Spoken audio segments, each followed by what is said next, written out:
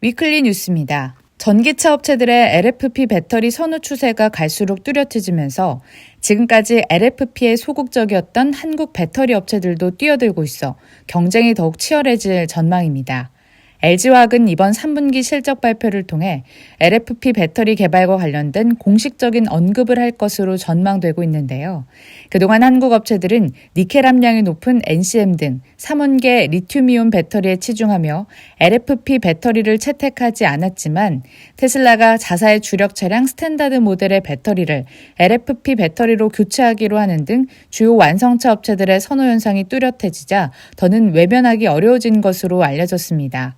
KB증권은 이 같은 현상에 대해 보급형 차량은 LFP 배터리, 중고가 차량은 3원기를 탑재하는 방향성이 바뀌지 않을 것이라면서 국내 업체들의 펀더멘털을 훼손하지는 않을 것이라고 분석했습니다.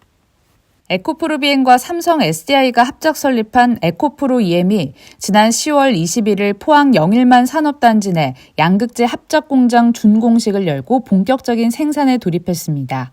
에코프로비엠 CAM 6공장은 전체 7만 6천 제곱미터 부지에 연면적 4만 9천 제곱미터 규모로 단일 양극재 공장으로는 세계 최대 규모의 공급 능력과 생산성을 보유했습니다. 에코프로이엠은 이번 공장 준공으로 연간 전기차 40만 대분에 해당하는 3만 6천 톤의 차세대 2차 전지 양극 소재 생산 능력을 보유하게 됐습니다. 12월까지 시운전 기간을 거치게 되며 2022년 상반기부터 양산을 시작할 것으로 전망되며 생산된 양극 소재 전량을 삼성 SDI에 공급하게 됩니다. 글로벌 전기차 1위 업체 테슬라가 가격 인상을 단행했습니다. 외신에 따르면 모델 S와 모델 X의 가격은 각각 $5,000 인상됐으며 모델 3와 모델 Y의 가격은 각각 $2,000 인상한다고 밝혔습니다. 테슬라의 이 같은 가격 인상 조치는 신규 주문이 폭등하는 상황에서도 생산량도 늘릴 수 있을 것이란 자신감으로 풀이됩니다. 앞서 반도체 수급난에도 역대 최대 차량 인도량을 기록한 바 있으며 몇 달 내에 미국 텍사스 오스틴과 독일 베를린에서 신규 공장을 가동할 계획입니다. 테슬라의 성장 기대감은 주가에도 그대로 반영돼 지난 10월 20일 테슬라 주가는 장중에 $910를 찍고 909.68달러의 거래를 마치며 사상 최고가를 경신했습니다. 기업 회생 절차를 밟고 있는 쌍용 자동차의 인수 최종 후보로 전기버스 생산업체인 에디슨 모터스가 결정됐습니다.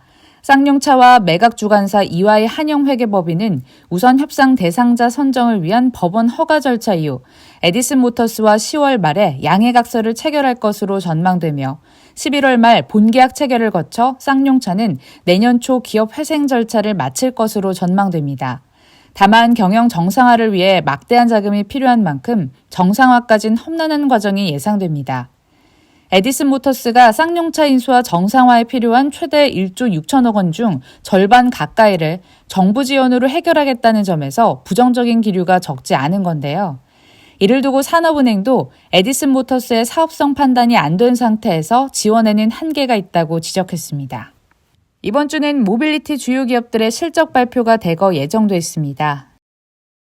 10월 26일 현대차의 3분기 경영실적 발표를 시작으로 10월 27일에는 기아의 3분기 경영실적 설명 및 질의응답 시간이 10월 28일에는 현대모비스 순입니다. 또한 배터리 기업들의 실적 발표도 전망됩니다. 당장 10월 25일에는 LG화학의 3분기 실적 발표가 10월 29일에는 SK이노베이션의 3분기 실적 발표가 예정돼 있고 다만 삼성 SDI는 11월 2일 3분기 실적 발표가 예정돼 있으니 참고하시길 바랍니다. 오늘의 위클리 소식은 여기까지입니다.